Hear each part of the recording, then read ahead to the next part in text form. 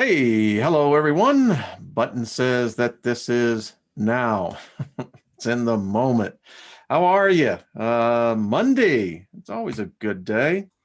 Sometimes it's the first day, sometimes it's the second day of the week, but nevertheless, we're here. Um, Give me 1 second there. Had the chimes going. So, hello, all you initiates. Yes. I'll say it again.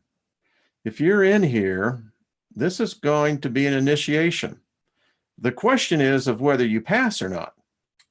Now, I've had some fabulous emails from so many of you, and I think one I really enjoyed is that those who have gotten a hold of this book years ago, and they know. Many of them write me letters of congratulation. So I will say congratulations to you. Hello, Claudette. How are you? None of y'all business. How are you doing? T. Peters, good to see you. Janine Adar, good to see you. Think agape love, always and forever. I love that. How are you doing? Son Rabbit, good to see you. Dan, Shawnee, shoots for par. Hey, don't we all? And T-Dubs, Reverend Claudia, good to see you. Thank you. Greetings from Canada. Jason, good to see y'all as well. Is that Shaikar? Is that right? Did I say that correct? Good to see you as well. Well, hello, Karen. How are you? Good to see you. Miles and the rest. So, folks, I got to tell you, I have sent out, I think, well over 20 plus requests for the PDF, and happy to do it. You should have a copy of this, and you should do this as well. Do what I do. Now, I can memorize things very quickly. It's only because I have an eidetic memory. But the thing is, so what are the 7 principles? Well, we know that they're number 1, the principle of mentalism. Principle number 2, the principle of correspondence, the principle of vibration, the principle of polarity, the principle of rhythm, the principle of cause and effect, and the principle of gender. Now, if you can do that, like I just did, and just simply make it to where it is inside of you, I'll tell you, it starts a process. I was drinking some tea and just looking out the window. And suddenly, I'm seeing things in their elements.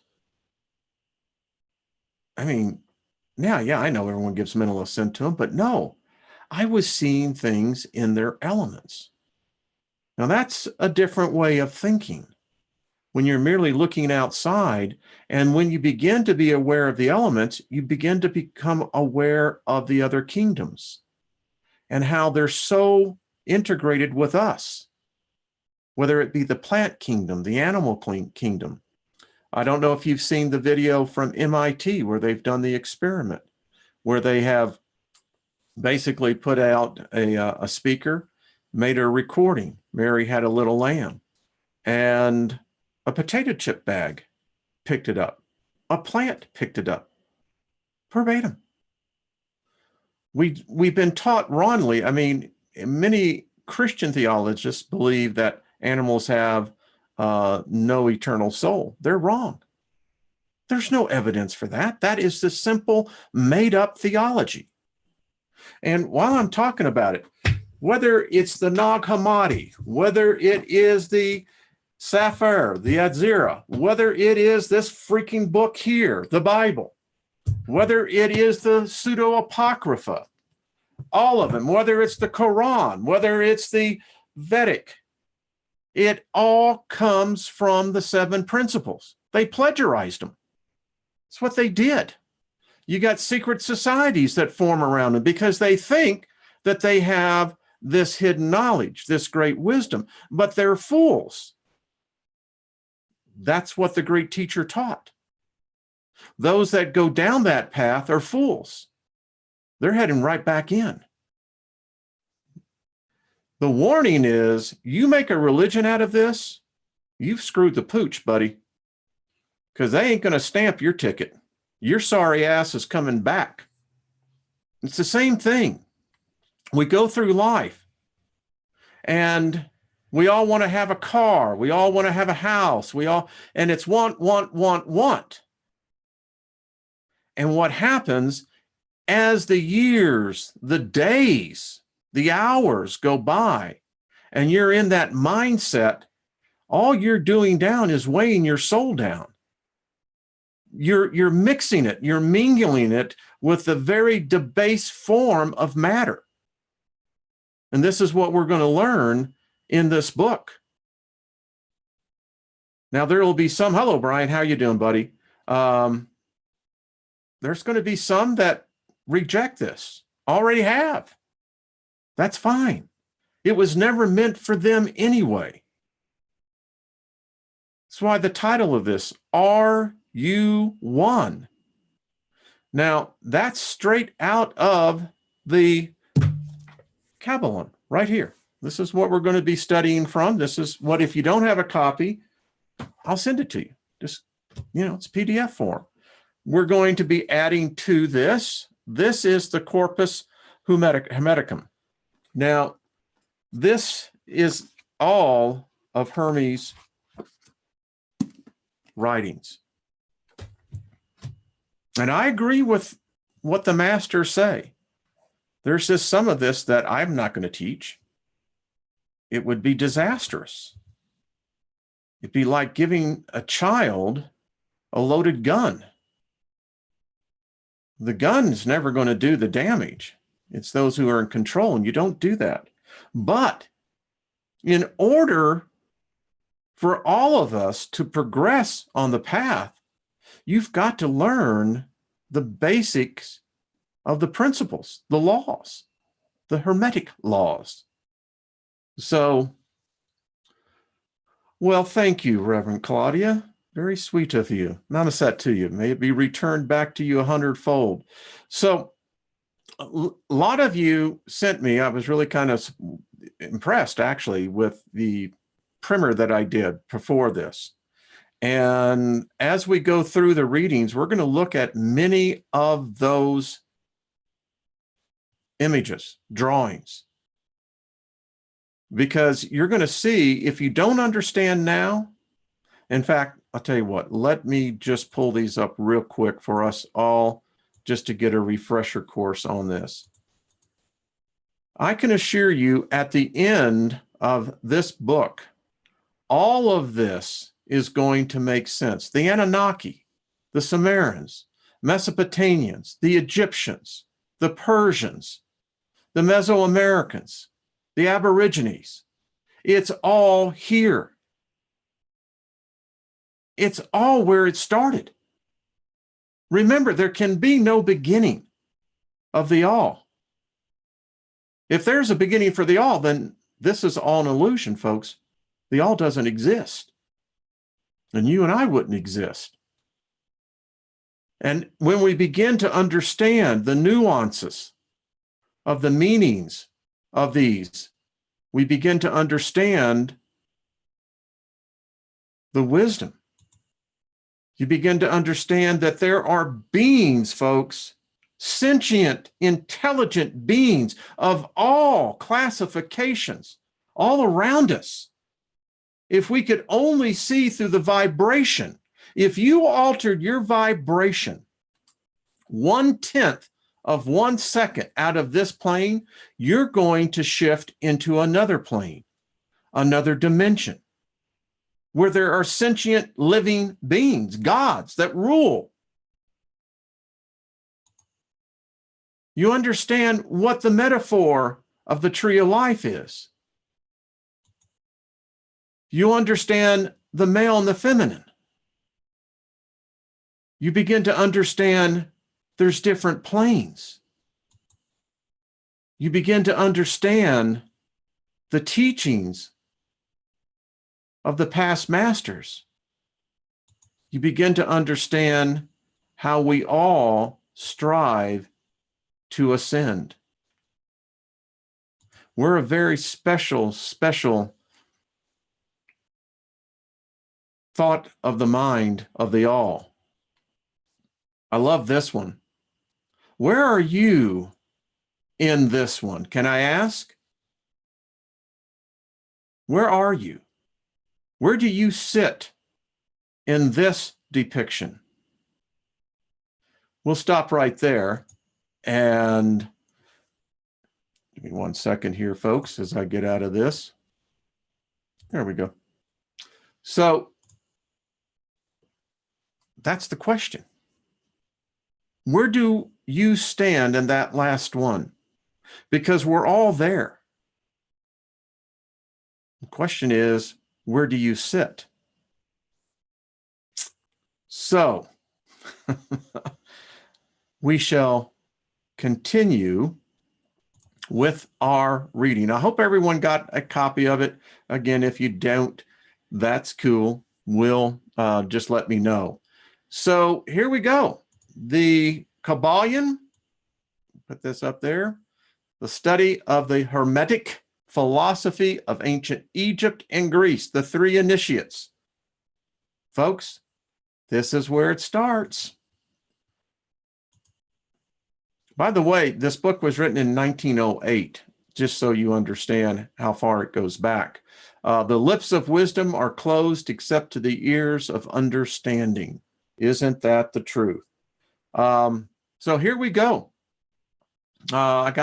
We'll go for up until the top of the hour and see where we are at that point. We take great pleasure in presenting to the attention of students and investigators of the secret doctrines of this little work. And I have to give me a second here. I have this bar here that's a real pain, folks. Let me see if I can get it out of the way. Sometimes it works and sometimes it don't. Come on, go away. All right, give me 1 second. I'm sorry that I'm having to do this, but that thing just will not go away. All right. I guess we'll just work around it. Based upon the world-old Hermetic teachings, there has been so little written about this subject, notwithstanding the countless references to the teaching in many works upon occultism, that the many earnest searchers of the arcane truths will doubtless welcome the appearance of this present volume. Remember, the books that I have been studying all of my life, all they did was plagiarize these principles. The purpose of this work is not the enunciation of any special philosophy or doctrine, but rather is to give the student a statement of truth that will serve to reconcile the many bits of occult knowledge that they may have acquired, but which are apparently opposed to each other, and which often serve to discourage and disgust the beginner in the study. Our intent is not to erect a new temple of knowledge, but rather to place in the hands of the student a master key with which she may open the many inner doors in the temple of mystery through the main portals he has already entered. There is no portion of the occult teaching possessed by the world which have been so closely guarded as the fragments of the Hermetic teachings which have come down to us over the tens of centuries which have elapsed since the lifetime of its great founders, Hermes Trismegistus, the scribe of the gods, who dwelt in old Egypt in the days when the present race of men was in its infancy. I love that term, by the way, the present race of men. One of the things that I contend with, again, with the biblical narrative. So who did this Elohim curse? Was it a species or was it a race? And that's the problem. There's too much ambiguity. Contemporary with Abraham, and if the legends be true, an instructor of that venerable sage, Hermes was and is the great central sun of occultism. Actually, I showed you one picture. Now you know what that sun is. whose rays have served to eliminate the countless teachings which have been promulgated since his time. All the fundamental and basic teachings embedded in the esoteric teachings of every race may be traced back to Hermes. All of them. Even the most ancient teachings in India undoubtedly have their roots in the original Hermetic teachings. And for me, this reconciled a huge conflict within me of looking at all the other religions. 6 months ago, part of the thing I kept on telling people was that all these religions, something's wrong here. Because either they're all wrong or they're all right. Well, now I know. It's like, boy, when the light bulb went off, it's like, oh, yeah, Steiger. Okay, you smart guy. You see? Now, other people would have talked about themselves, but you see, we've got to stop that, folks. Exalt yourself. Praise yourself. Man, I wrote to one person who wrote me, and I said, the problem I think is this, is that when you get this rhema of the logos that's being read here, for so many people, their spirit person has given up the battle. When they were entombed in these bodies and merged with the soul that produced the mind, the spirit, as we read before, it was in absolute horror. And I think that as the years go by, and again, as we weigh ourselves down with so much that is absolutely useless, that the spirit part of us draws up within itself, and it allows the soul and the body to have the dominance. The key here is to bring those two subjects into subjection to the spirit. From the land of the Ganges, many advanced occultists wandered to the land of Egypt and sat at the feet of the masters. From him they obtained the master key, which explained and reconciled thy divergent views, and thus the secret doctrine was firmly established. From other lands also came the learned ones, all of whom regarded Hermes as the master of masters. And his influence was so great that in spite of the many wanderings from the path on the part of the centuries of teachers in these different lands, there may still be found a certain basic resemblance and correspondence which underlies many of the often quite divergent theories entertained and taught by the occultists of these different lands today. The student of comparative religions will be able to perceive the influence of the Hermetic teachings in every religion worthy of the name, now known to man, whether it be a dead religion or one in full vigor in our own times. There is always certain correspondence in spite of the contradictory features, and the Hermetic teachings act as the great reconciler. The life work of Hermes seems to have been in the direction of planting the great seed truth, which has grown and blossomed in so many strange forms, rather than to establish a school of philosophy which would dominate the world's thought. But nevertheless, the original truths taught by him have been kept intact in their original purity by a few men each age. I read another book that said that. Who, refusing great numbers of half-developed students and followers, followed the Hermetic custom and reserved their truth for the few who were ready to comprehend and master it. From lip to ear, the truth has been handed down among the few. There have always been a few initiates in each generation. In the various lands of the earth, who kept alive the sacred flame of the Hermetic teachings, and such have always been willing to use their lamps to relight the lesser lamps of the outside world when the light of truth grew dim. and clouded by reasons of neglect, and when the wicks became clogged with foreign matter, there were always a few to tend faithfully the altar of the truth, upon which was kept alight the perpetual lamp of wisdom. These men devoted their lives to the labor of love, which the poet has so well stated in his lines. Oh, let not the flame die out, cherished age after age in its darkened cavern, in its holy temples cherished, fed by pure ministers of love. Let not the flame die out. These men have never sought popular approval, nor numbers of followers. They are indifferent to these things, for they know how few there are in each generation who are ready for the truth, who would recognize it if it were presented to them. They reserve the strong meat for men, while others furnish the milk for babes. Where have we heard that before? I'll tell you where. 1 Peter. And when you start going through this, like I said, you're going to go, oh yeah, I've read that before, but it wasn't here.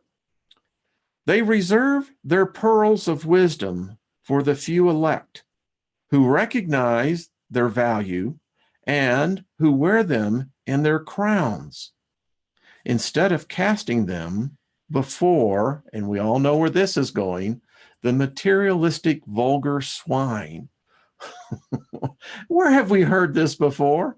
Who would trample them in the mud and mix them with the disgusting mental food.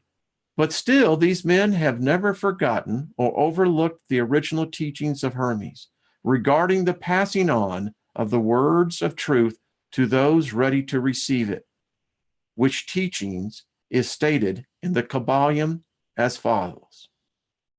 Where fall the footsteps of the master? The ears of those ready for his teachings wide open. And again, when the ears of the student are ready to hear, then cometh the lips to fill them with wisdom. But their customary attitude has always been strictly in accordance with the other Hermetic amorphisms, also in the Kybalion. The lips of wisdom are closed except to the ears of the understanding. There are those who have criticized this attitude of the Hermetists and who have claimed that they did not manifest the proper spirit in their policy of seclusion and reticence. But a moment's glance back over the pages of history will show the wisdom of the masters, who knew the folly of attempting to teach the world that which it was neither ready or willing to receive. The Hermeticists have never sought to be martyrs and have instead sat silently aside with a pitying smile on their closed lips, while the heathen raged noisily about them in their customary amusement of putting to death and torture the honest but misguided enthusiast who imagined that they could force upon a race of barbarians the truth capable of being understood only by the elect who have advanced along the path.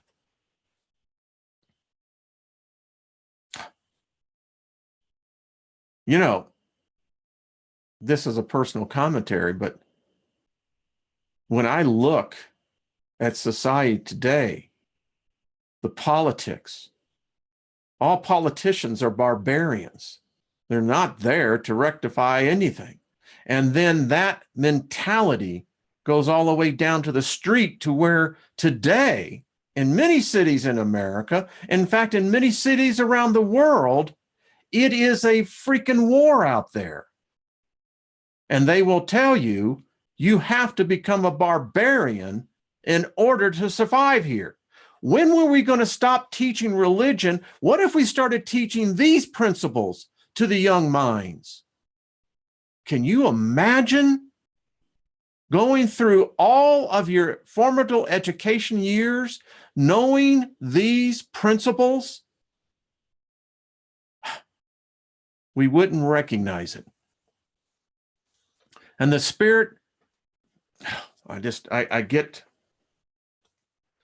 the spirit of persecution has not yet died out in the land. There are certain Hermetic teachings which, if publicly broadcast would bring down upon the teachers a great cry of scorn and revilement from the multitude, who would again rise and cry, "Crucify, crucify."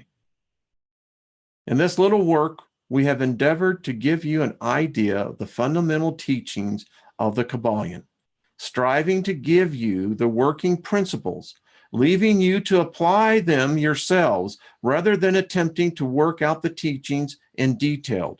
If you are a true student, you will be able to work out and apply these principles.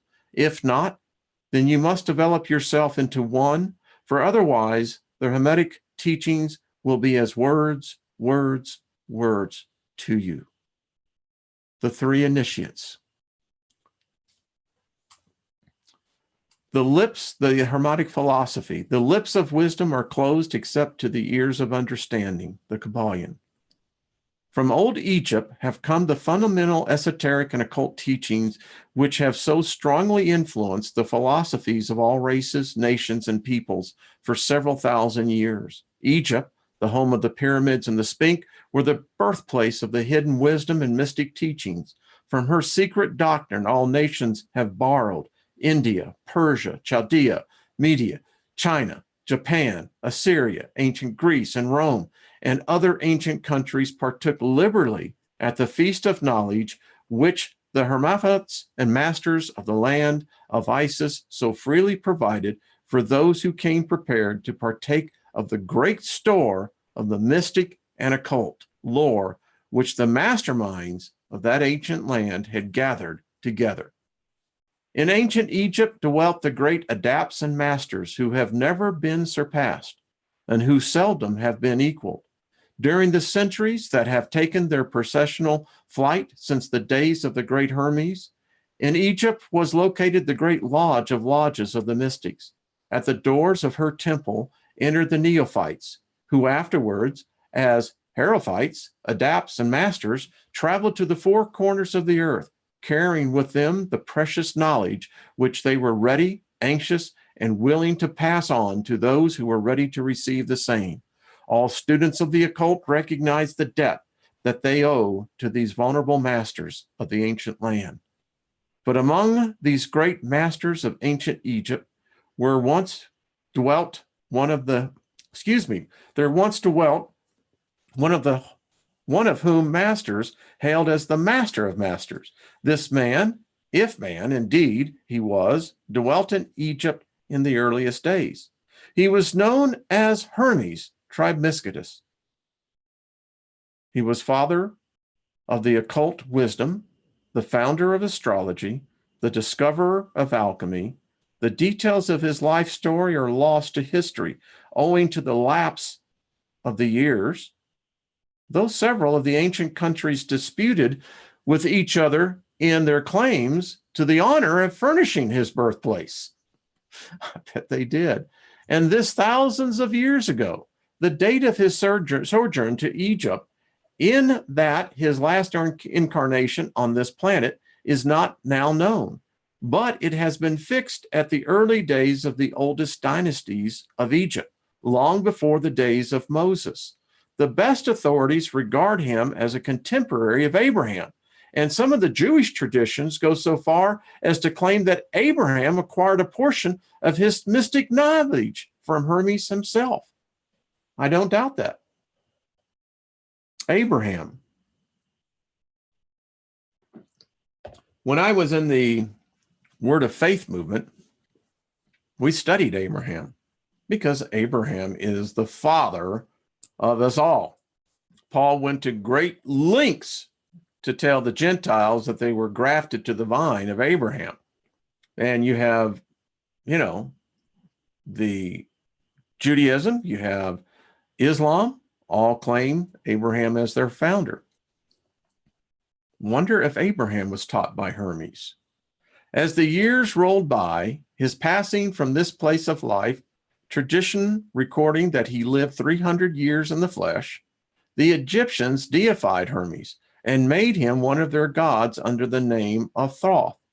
Years after, the people of ancient Greece also made him one of their gods. And that's how Hellenizing works, calling him Hermes, the god of wisdom.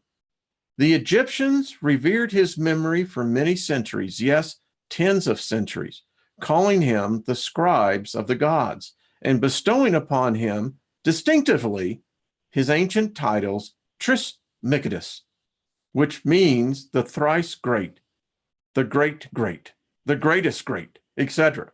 In all the ancient lands, the name of Hermes Trismegistus was revered, and the name being synonymous with the font of wisdom. Even to this day, we use the term Hermetic in the sense of secret, sealed, so that nothing can escape. And this by reason of the fact that the followers of Hermes always observe the principles of secrecy in their teachings. They did not believe in casting pearls before swine, but rather held to the teaching milk for the babies, meat for the strong men, both of which maxims are familiar to readers of the Christian scriptures, but both of which have been used by Egyptians for centuries before the Christian era. And this policy of careful dissemination of the truth has always characterized the Hermetics even unto the present day. Their Hermetic teachings are to be found in all lands, among all religions, but never identified with any particular country, nor with any particular religious sect. This because of the warning of the ancient teachers against allowing the secret doctrine to become crystallized into a creed. The wisdom of this caution is apparent to all students of history.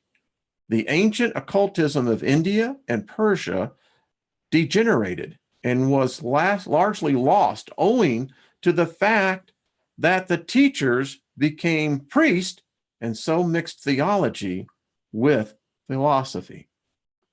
Where have I? You see, this is so incredible.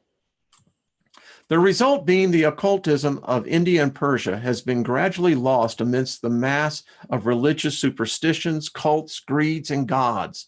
So it was with the ancient Greece and Rome. You know, as I said yesterday on Jeff's and our show, listen, Christianity is really just a political organization. That's how it was born. It was never a religion. It was a government. So it was with the Hermetic teachings of the Gnostics and early Christians, which were lost at the time of Constantine, whose iron hand smothered philosophy with the blanket of theology, losing the Christian church, that which was its very essence and spirit, and causing it to grope throughout several centuries before it found the way back to its ancient faith. The indications apparent to all careful observers in this 20th century being that the church is now struggling to get back to its ancient mystic teachings. Isn't it odd how we now hear calls in the councils that we got to do away with the Old Testament? They're saying that it has actually no real relevancy to modern day Christianity. And again, is it any surprise that we're seeing that was put down, maligned, witches, occultists, magicians, wizards, magic, all these terms that the church, the Christian church particularly, and listen, you know, the others aren't too much further behind, who vilified these wisdoms, persecuted and burned, tortured and murdered millions. You know, you don't kill something unless it presents a real threat to you. But there were always a few faithful souls who kept alive the flame, tending it very carefully and not allowing its light to become extinguished. And thanks to these staunch hearts and fearless minds, we have the truth still with us. But it is not found in books to any great extent. It has been passed along from master to student, from initiate to hierophant, from lip to ear, When it was written down at all, its meaning was veiled in terms of alchemy and astrology, so that only those possessing the key could read it. Doesn't surprise me. It's like, if you have the codex to the code, you know what the code is saying. This was made necessary in order to avoid, the persecutions of the theologians of the Middle Ages. And folks, if you don't know how many they killed a lot, who fought the secret doctrine with fire and sword, stake, giblet, and cross. Even to this day, there will be found but few reliable books on the Hermetic philosophy, although there are countless references to it in many books written on various phases of occultism. And yet, the Hermetic philosophy is the only master key which will open all the doors of the occult teachings. Now, I know some people don't like that word occult, but listen, it's been branded into our psyche as bad, evil. I wrote to a person, and I won't call his name out, but he had used the word hate. And I just want to say that hate is exactly the very same thing as love. It's just a matter of degree. We'll learn that. In the early days, there was a compilation of certain basic Hermetic doctrines passed on from teacher to student, which was known as the Kybalion, the exact significance and meaning of the term having been lost for several centuries. This teaching, however, is known to many to whom it has descended from mouth to ear, on and on throughout the centuries. Its precepts have never been written down or printed, so far as we know. It was merely a collection of maxims, axioms, and precepts, which were non-understandable to outsiders, but which were readily understood by students after the axioms and maxims and precepts had been explained and exemplified by the Hermetic initiates to the neophytes. Now, did not the master in the gospel say the same thing? To you who have ears, and that's what he told his inner council, you're going to know what the code is. But the master said it directly. To the rest of them, they're going to be blinded and their ears are going to be shut. They're not going to get it. Well, I think we know where that came from. These teachings really constitute the basic principles of the art of the Hermetic alchemy, which, contrary to general belief, dealt in the mastery of mental forces rather than material elements, the transmutation of one kind of mental vibrations into others, instead of the changing of one kind of metal into another. The legends of the Philosopher's Stones, which would turn base metal into gold, was an allegory relating to Hermetic philosophy, readily understood by all students of true Hermeticism.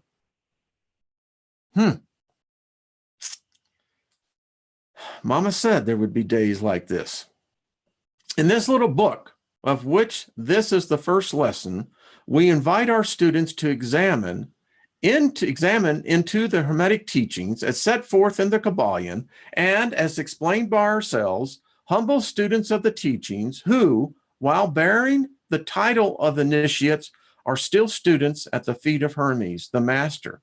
We herein give you many of the maxims, the axioms, and precepts of the Kybalion, accompanied with explanations and illustrations which we deem likely to render the teaching more easily comprehended by the modern student, particularly as the original text is purposely veiled in obscure terms. The original maxims, axioms, and precepts of the Kybalion are printed herein in italics and the proper credit being given. Our own work is printed in a regular way in the body of the work. We trust that many students to whom we now offer this little work will derive as much benefit from the study of its pages as have the many who have gone on before, treading the same path to the mastery throughout the centuries that have passed since the times of Hermes Trismegistus, the master of masters, the great, in the words of the Kybalion, where fall the footsteps of the master, the ears of those ready for his teachings open wide. When the ears of the student are ready to hear, then cometh the lips to fill them with wisdom. So that according to the teachings, the passage of this book to those ready for the instruction will attract the attention of such as are prepared to receive the teaching. And likewise, when the pupil is ready to receive the truth, then will this little book come to him or her. Folks, there is a testimony behind there. I actually made a prayer a number of weeks ago using the same principles that was taught here. And all you have to do is really ask. Ask the all for wisdom. And that starts a process of forces that we're not even aware of. The Hermetic principle of cause and effect, in its aspect of the law of attraction, will bring lips and ears together, pupil and book in company. So mote it be. Chapter 2, the 7 Hermetic principles. This is from the Kybalion. The principles of truth are 7. He who knows these understandingly possesses the magic key before whose touch all the doors of the temple fly open. Now we know, I've told you, the 7 Hermetic principles upon which the entire Hermetic philosophy is based are as follows: mentalism, correspondence, vibration, polarity, rhythm, cause and effect, and gender. These 7 principles will be discussed and explained as we proceed with these lessons. A short explanation of each, however, may as well be given at this point. The principle of mentalism. The all is mind. The universe is mental. The Kybalion. This principle embodies the truth that all is mind. It explains that the all, which is the substantial reality underlying all the outward manifestations and appearance which we know under the terms of the material universe, the phenomena of life, matter, energy, and in short, all that is apparent to our material senses is spirit, which in itself is unknowable and undefinable, but which may be considered and thought of as a universal, infinite, living mind.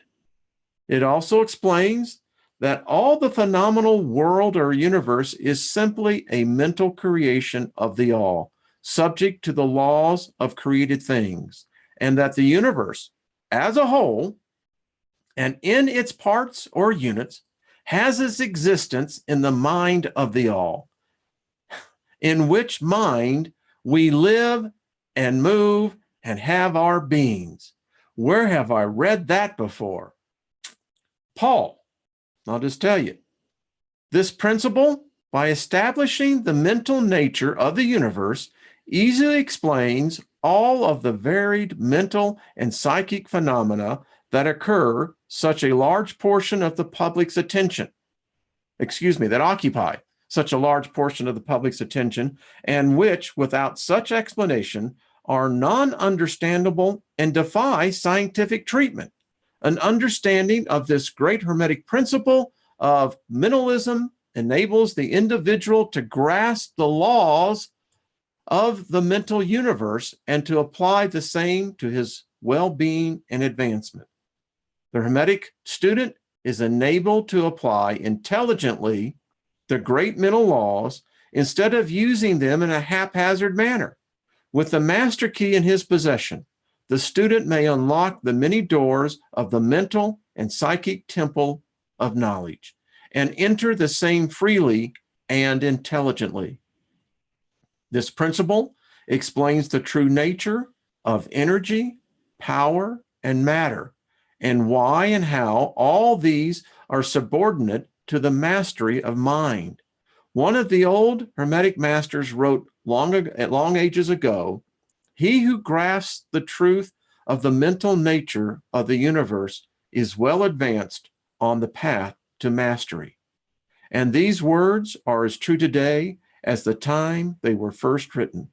Without this master key, mastery is impossible, and the student knocks in vain at the many doors of the temple. How much you want to bet that Tesla knew these principles, these laws? I'm convinced he did. From what I've read of Tesla and his works, it's very clear that he knew these laws. He knew these principles. He knew it from the understanding of the language of a mathematician. Now, many of us, unless we're trained in that gifting, we see these same principles from a different perspective. And that's the beauty of this. No matter how you turn it, the facets never end. The principle of correspondence. And I just want to say this. I think this is the hardest one for so many to grasp. I think that many struggle with this in the precept. And if you can't get the precept down, the concept just evaporates. So here we go. As above, so below, as below, so above. And it actually says to the next part of that, as within, so without, out, so without, so within. So yeah, this principle embodies the truth that there is always a correspondence between the laws and the phenomena of the various planes of being of life. Now, beings is capital, so we know that that is sentient life, and life is capital, which means that, again, it comes from the power of the mind of the all. The Hermetic axiom ran in these words: as above, so below, as below, so above. And the grasping of this principle gives one the means of solving many a dark paradox and hidden secretive nature. These are planes beyond our knowing, but when we apply the principle of correspondence to them, we are able to understand much that would otherwise be unknowable to us. This principle is of universal application and manifestation on the various planes of the material, mental, and spiritual universe. It is a universal law. The ancient Hermeticists considered this principle as one of the most important mental instruments by which man was able to pry aside the obstacles which hid from view the unknown. Its use even tore aside the veils of Isis to the extent that a glimpse of the face of the goddess might be caught. Just as knowledge of the principle of geometry enables man to measure distant suns and their movements while seated in his observatory, so a knowledge and the principle of correspondence enables man to reason intelligently from the known to the unknown, studying the moads he understands as the archangel. Wow. I love this stuff. I can't see what's going on in the chat room, but wow. The principle of vibration.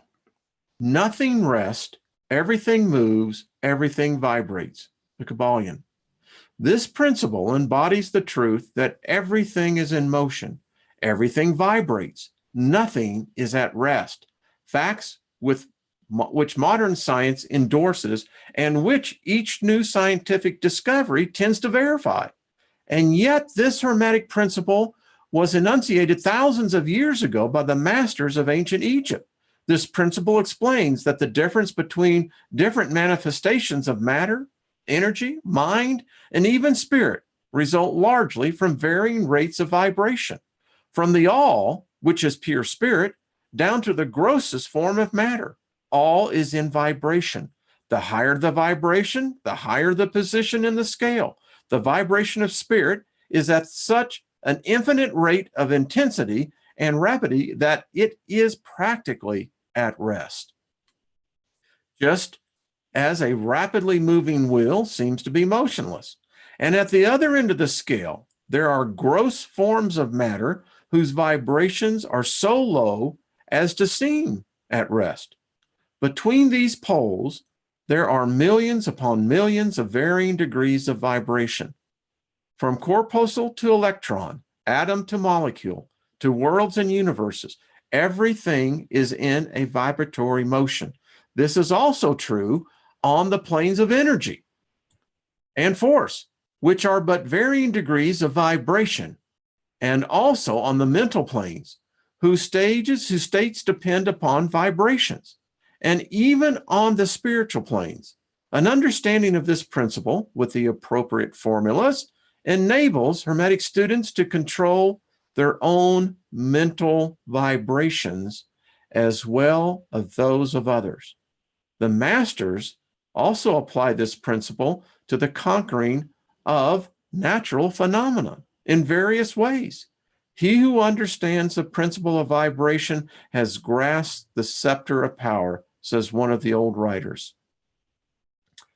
Well, okay, we got time for doing principle of polarity. This is another one. Everything is dual, everything has poles, everything has its pair of opposites. Like and unlike are the same. Opposites are identical in nature, but different in degree. Extremes meet. All truths are but half-truths. All paradoxes may be reconciled. The Kybalion. This principle embodies the truth that everything is dual. Everything has two poles. Everything has its pair of opposites, all of which were old Hermetic axioms. It explains that the old paradoxes that have perplexed so many, which have been stated as follows. Thesis as the antithesis are identical in nature, but different only by degree. The opposites are the same, differing only in degree. The pair of opposites may be reconciled. Extremes meet, everything is and isn't at the same time. All truths are but half-truths. Every truth is a half-false. There are two sides to everything. You see how it goes?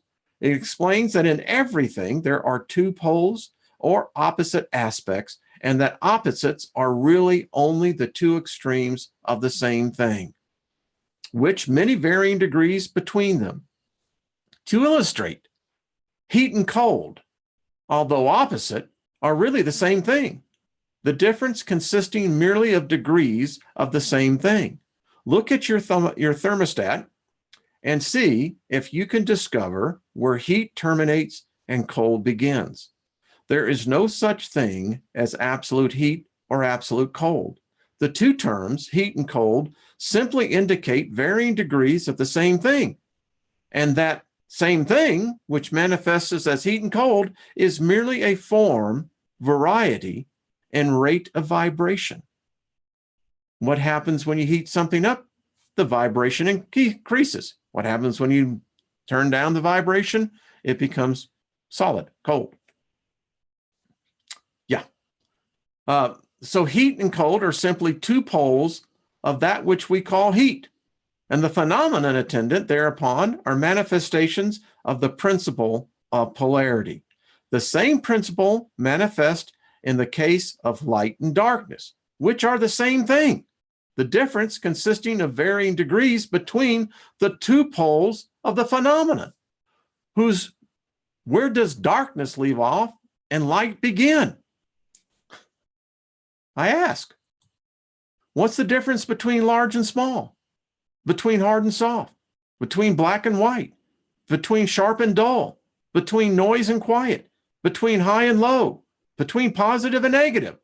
The principle of polarity explains these paradoxes, and no other principle can supersede it. The same principle operates on the mental plane. Let us take a radical and extreme example, that of love and hate. the two mental states apparently totally different. And yet, there are degrees of hate and there are degrees of love, and a middle point in which we use the term like or dislike, which shade into each other so gradually that sometimes we are at a loss to know whether we like or dislike or neither. And all are simply degrees of the same thing, as you will see if you will but think a moment. And more than this, and consider of more importance by the Hermeticists, it is possible to change the vibration of hate to the vibration of love in one's own mind and in the minds of others. Many of you who read these lines have had personal experiences of the involuntary rapid transition from love to hate and the reverse in your own case and that of others. You will therefore realize the possibility of this being accomplished by the use of will, and of course using by means of Hermetic formulas. Good and evil are but the poles of the same thing. And the Hermeticist understands the art of transmuting evil into good by means of an application of the principle of polarity. In short, the art of polarization becomes a phase of mental alchemy, known and practiced by the ancients and modern Hermetic masters.